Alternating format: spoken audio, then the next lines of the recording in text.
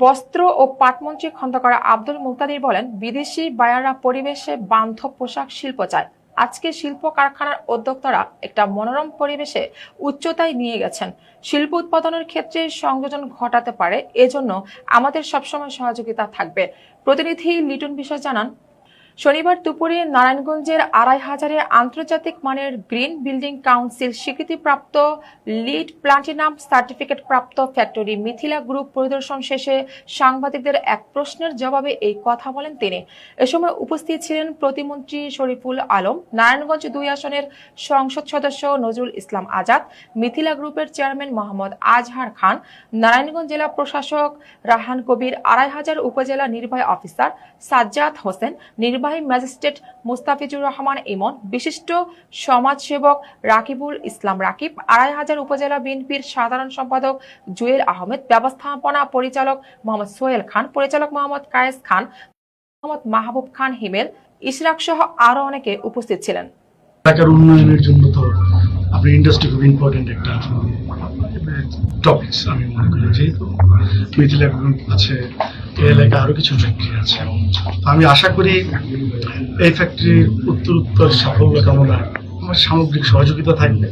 এটা এলাকা এবং সর্বোপরি ২৫০০ জনগণের কল্যাণের জন্য আমি মনে করি এলাকায় এরকম কিছু ফ্যাক্টরি প্রয়োজন, এবং সেটা হয়েছে। আমি এই কর্তৃপক্ষকে সাধুবাদ জানাই এবং আমি as a local member of parliament হিসেবে আমার সামগ্রিক সহযোগিতা করবে। কারণ গ্রিন ফ্যাক্টরির একটা এপিল আছে, মানে বায়াররা যেসব দেশে কনজিউমাররা অনেক সংবেদনশীল, তারা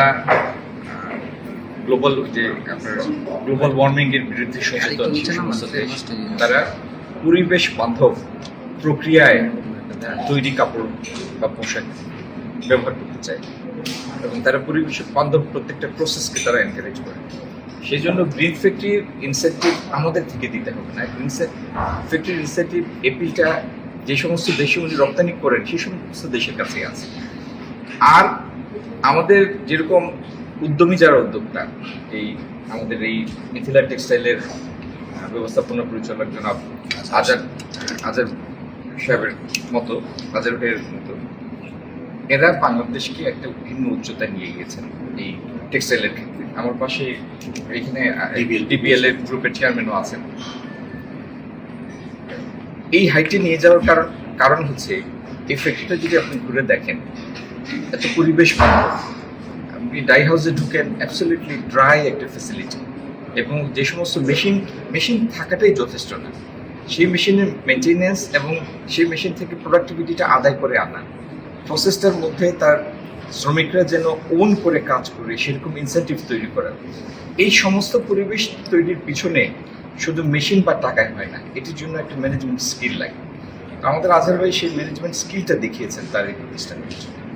আমরা যেটি আগামী দিনে চেষ্টা করব, তিনি যেন গ্যাস সংযোগের যে কাঙ্ক্ষিত সহায়তা সেটি পান, উত্তরোত্তর তার রপ্তানির পরিমাণ বৃদ্ধি করতে পারেন, তার এখানে এমপ্লয়মেন্ট আরো বেশি কর্মসংস্থান সৃষ্টি হয়, নতুন নতুন লোক এসে কাজের ক্ষেত্রে ঢোকে, এবং সর্বোপরি ২৫০০ যেন উনি শিল্প উৎপাদনের ক্ষেত্রে একটা নবতর সংযোজন ঘটাতে পারেন। এই জন্য আমাদের সর্বোচ্চ সহযোগিতা থাকে। গ্যাসের অভাবটা তো সারা দেশে, এবং আমরা তো সেটা ইনহেরিট করেছি, উত্তরাধিকার সূত্রে পেয়েছি। আমাদের এই সরকারের বয়স হচ্ছে ২ মাস। এই গ্যাসের যে অভাব, সেই অভাবটা আমরা তৈরি করিনি, আমরা এসে পেয়েছি। এই অভাবটা মিটিয়ে সরবরাহের ক্ষেত্রে একটা স্থিতিশীল পরিবেশ আনা, এটি হচ্ছে আমাদের আগামী দিনের কার্যক্রম। সময়ের সাথে এটা প্রতিফলন দেখবেন। আর উনি বা ওনার মতো যারা উদ্যোক্তা হিসাবে অগ্রগামী আছেন, যারা রপ্তানিতে ইতিমধ্যে তাদের পারফরমেন্স দেখিয়েছেন, তাদের কাজ যেন ব্যাহত না হয় সেটিকে আমরা প্রায়োরিটাইজ করি।